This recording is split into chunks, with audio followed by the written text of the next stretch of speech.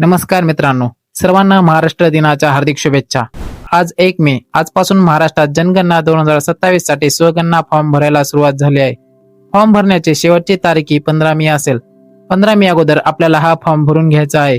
हा फॉर्म आपल्याला स्वतः घरी बसून मोबाईलवर ऑनलाईन भरता येणार आहे। हा फॉर्म कुटुंब प्रमुखाच्या नावावर भरायचा आहे। त्यांच्या किंवा घरातल्या एका व्यक्तीच्या मोबाईल नंबरवर रजिस्ट्रेशन करून आपल्याला हा फॉर्म भरून घ्यायचा आहे। कुटुंबातल्या प्रत्येक सदस्याला वेगळा फॉर्म भरण्याची गरज नाही, पण समजा एकाच घरात 3-4 फॅमिली राहत असतील तर ते वेगळे फॉर्म भरू शकतात। जसं एकाच घरात राहतात पण वेगवेगळे रेशन कार्ड असतील, स्वयंपाक वेगळा बनवतात किंवा लग्न झालेले लेकरं झालेले असतील तर ते वेगळं कुटुंब दाखवून वेगळा फॉर्म भरू शकतात। फॉर्म कसा भरायचा, फॉर्म भरताना काय चुका होऊ शकतात आणि फॉर्म भरल्यानंतर काय करायचं हे सर्व आपण या व्हिडिओमध्ये पाहणार आहोत। त्यासाठी व्हिडिओ शेवटपर्यंत पहा आणि न चुकता स्वगणनेचा फॉर्म भरा। मोबाईलमध्ये गुगल क्रोम ब्राउझर ओपन करा, SE-census.gov सर्च करा। या सेल्फ इनॉमिनेशनच्या वेबसाईटवर क्लिक करा। या ठिकाणी राज्य निवडायचं आहे। आपलं राज्य महाराष्ट्र निवडून घ्या। यानंतर कॅप्चा टाका, व्हेरीफाय आणि प्रोसीड वर क्लिक करा। सूचनात्मक असा वेलकमचा मेसेज येईल। मेसेज वाचा, वाचत खाली स्क्रोल करा आणि ओके वर क्लिक करा। आता आपल्या कुटुंब प्रमुखाचं नाव इंग्लिश मधून या ठिकाणी टाईप करा। एक नोटीस येईल, यामध्ये लिहिलं आहे कुटुंब प्रमुखाचं नाव बरोबर टाका। एकदा रजिस्टर केल्यानंतर पुन्हा बदलता येणार नाही। ओके करा। आता आपल्या कुटुंब प्रमुखाचं नाव इंग्लिश मधून या ठिकाणी टाईप करा। 10 अंकी मोबाईल नंबर टाका। ईमेल ऑप्शनल आहे, पण मोबाईल मध्ये असतो, बघून टाकून घ्या। तुमच्या मोबाईल नंबरवर एक OTP येईल।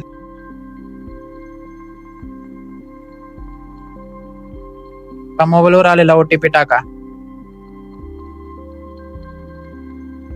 या ठिकाणी भाषा निवडा आणि व्हेरीफाय OTP वर क्लिक करा। असा मेसेज येऊ शकतो, पण असं समजू नका की फॉर्मच्या बाहेर फेकले गेला आहात। ट्राय अगेन वर क्लिक करा, फॉर्म ओपन होईल। आता स्टेप 1 मध्ये तुम्हाला तुमच्या घराचे लोकेशन दाखवायचे आहे। तुमचा जिल्हा निवडा, पिनकोड टाका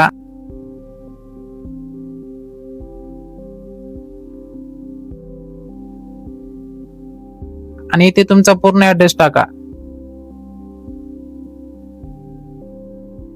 मॅप मध्ये तुमचं घर शोधा। आता घर कसं शोधायचं याचे सोपे ट्रिक सांगतो। दुसरा एक मोबाईल घ्या, मोबाईलचे लोकेशन ऑन करा, गुगल मॅप मध्ये जा। तुम्ही घरी असाल तर या चिन्हावर क्लिक करा, ते तुम्हाला सध्याच्या लोकेशनवर घेऊन जातं। आता हा नकाशा आणि फॉर्म मधला नकाशा जुळवा। हा जो मिडल येलो डॉट आहे तो त्या ठिकाणी नेऊन ठेवा। तो जेथे ठेवाल त्या ठिकाणी हे रेड लोकेशनचं चिन्ह येईल। हे चिन्ह आपल्या घरावरती नेऊन ठेवा। या ठिकाणी खाली अक्षांश आणि रेखांश चेक करा। आपल्या मोबाईल मध्ये जे लोकेशन दाखवत आहे त्यावर लॉंग प्रेस करा, अक्षांश आणि रेखांश येईल। हे आणि आपल्या फॉर्म मधील अक्षांश आणि रेखांश एक झाले, म्हणजे तीच लोकेशन आहे। आता स्थानाची पुष्टी करा। ही नोटीस वाचा, लोकेशन बरोबर असल्यास होय करा। आता स्टेप 2, घराचा तपशील द्यायचा आहे। घराच्या जमिनीसाठी मुख्यतः वापरलेले साहित्य खाली ऑप्शन चेक करा, माती, लाकूड, पक्क्या विटा, दगड, सिमेंट, टाइल्स म्हणजे फरशी आणि इतर। तुमच्या घराची जमीन ज्यापासून बनली आहे ते सिलेक्ट करा। आता काही रूम मध्ये टाइल्स असतील, काही रूम मध्ये सिमेंट आणि काही मध्ये इतर काही। तर जे तुमच्या घरात सर्वात जास्त आहे ते सिलेक्ट करा। जसे 2 रूम मध्ये फरशी आहेत आणि 1 रूम मध्ये सिमेंट, तर टाइल्सचा ऑप्शन सिलेक्ट करा। पुढला प्रश्न, आता घराची भिंत कशापासून बनली आहे? ऑप्शन आहेत गवत, प्लास्टिक, माती किंवा कच्च्या विटा, लाकूड, दगड, सिमेंट मातीने जोडलेले, GI, धातू, पक्क्या विटा, कॉन्क्रीट आणि इतर। तर तुमची घराची भिंत ज्यापासून बनली आहे ते ऑप्शन सिलेक्ट करा। पुढला प्रश्न, घरचं छप्पर, घराचे छत कशापासून बनले आहे ते सांगा। ऑप्शन आहेत गवत, लाकूड, प्लास्टिक, हाताने बनवलेले कोल, दगड, स्केट, बाकीचे ऑप्शन आहेत। त्यातून जे तुमचं असेल ते सिलेक्ट करा। पुढला प्रश्न, गणना घराची स्थिती। पर्याय आहेत चांगली, राहण्यास योग्य, मोडकळीस आलेले। तर तुमच्या घराची स्थिती जशी आहे ते सिलेक्ट करा, जतन करा आणि पुढे जा। आता तिसरी स्टेप, सर्वसाधारण माहिती। त्यामध्ये कुटुंब प्रमुखांशी संबंधित माहिती, यात कुटुंबात निवास करणाऱ्या व्यक्तींची संख्या, तुमच्या कुटुंबात जेवढे लोक असतील ती संख्या टाईप करा. 4, 6, 8 असू शकतात आणि 1 असू शकतो.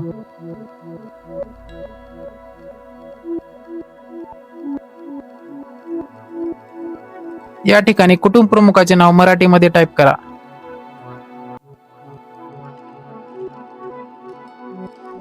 कुटुंब प्रमुखाचे लिंग पुरुष, स्त्री किंवा ट्रान्सजेंडर जे असेल ते टाईप करा. यानंतर जर कुटुंब प्रमुख SC ST कॅटेगरीचा आहे असेल तर तो ऑप्शन निवडा आणि नसेल तर इतर निवडा. पुढला प्रश्न, घराच्या मालकी हक्काची स्थिती. स्वतःचे घर असेल तर हा ऑप्शन निवडा. दुसरा ऑप्शन आहे भाड्याचे परंतु इतरत्र स्वतःचे, म्हणजेच ज्या घरात सध्या राहत आहात ते भाड्याचे असेल पण गावाकडे स्वतःच्या मालकीचे घर असेल तर हा ऑप्शन त्यांच्यासाठी आहे. तिसरा ऑप्शन त्यांच्यासाठी आहे जे भाड्याच्या घरात राहतात आणि त्यांना कुठेही घर नाही. तुमच्यासाठी जो पर्याय असेल तो पर्याय निवडा. निवास योग्य खोल्यांची संख्या, म्हणजे राहण्यासाठी तुमच्याकडे जेवढ्या रूम असतील ती संख्या टाईप करा. 1, 2, 3.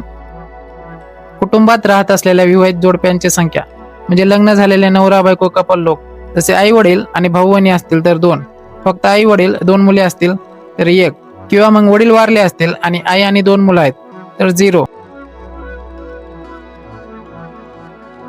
जतन करा आणि पुढे जा. आता स्टेप 4, कुटुंबास उपलब्ध असलेल्या सोयी.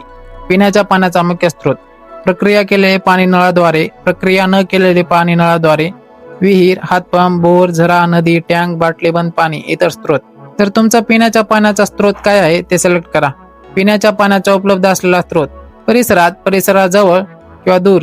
घरी नळ बोर असेल तर परिसरात, गावात विहीर असेल तर परिसराजवळ आणि गावात दूर नदी असेल तर दूर.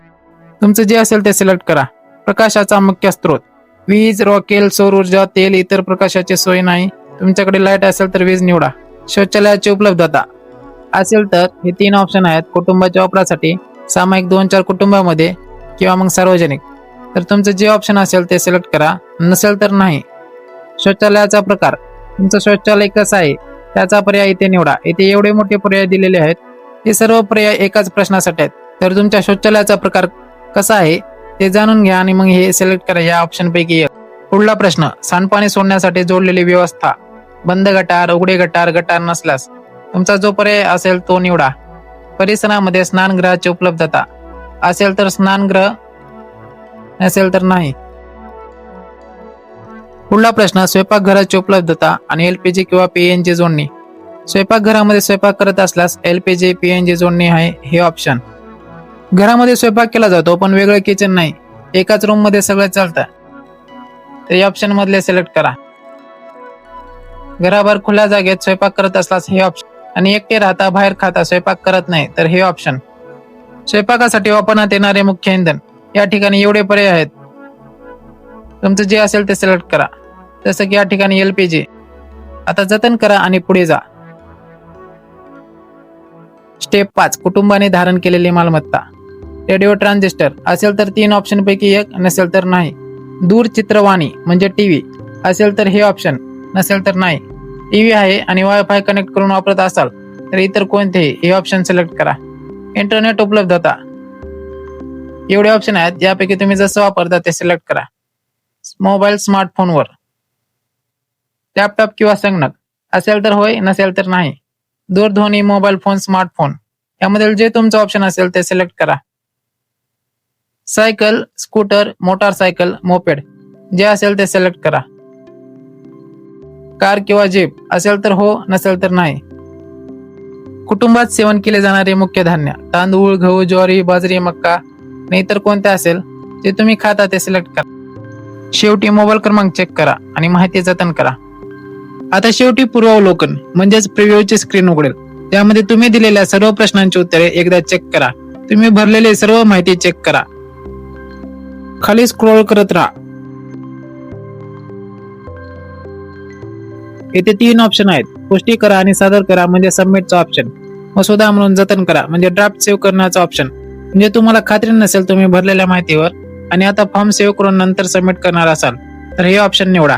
आणि शेवटी एडिटचे ऑप्शन, कोणती माहिती चुकली असेल आणि आता लगेच एडिट करणार असाल तर हा ऑप्शन निवडा. आपली माहिती बरोबर असेल तर पहिला ऑप्शन निवडा आणि सबमिट करा. या ठिकाणी तुम्हाला एच पासून सुरू होणारा 11 अंकी SCID क्रमांक मिळेल. याचा स्क्रीनशॉट काढून घ्या आणि जेव्हा सरकारी प्रगणक तुमच्या घरी येतील तेव्हा त्यांना हा SCID नंबर द्यायचा आहे. तुम्ही जेव्हा हा नंबर प्रगणकाला द्याल तेव्हाच तुमचा हा फॉर्म वैध ठरेल, अन्यथा वैध ठरणार नाही. आणि हे प्रगणक 15 मे नंतर तुमच्या घरी भेट देतील. तोपर्यंत हा नंबर सांभाळून ठेवा. हा SCID नंबर फक्त प्रगणकालाच द्यायचा आहे. समोरचा व्यक्ती प्रगणक आहे का नाही याची आधी खात्री करून घ्या. त्याची आयडी वगैरे तपासून त्यानंतर खात्री झाल्यास हा SCID नंबर त्यांना द्यायचा आहे. या स्वगणनेचा कालावधी 15 मे पर्यंत असणार आहे.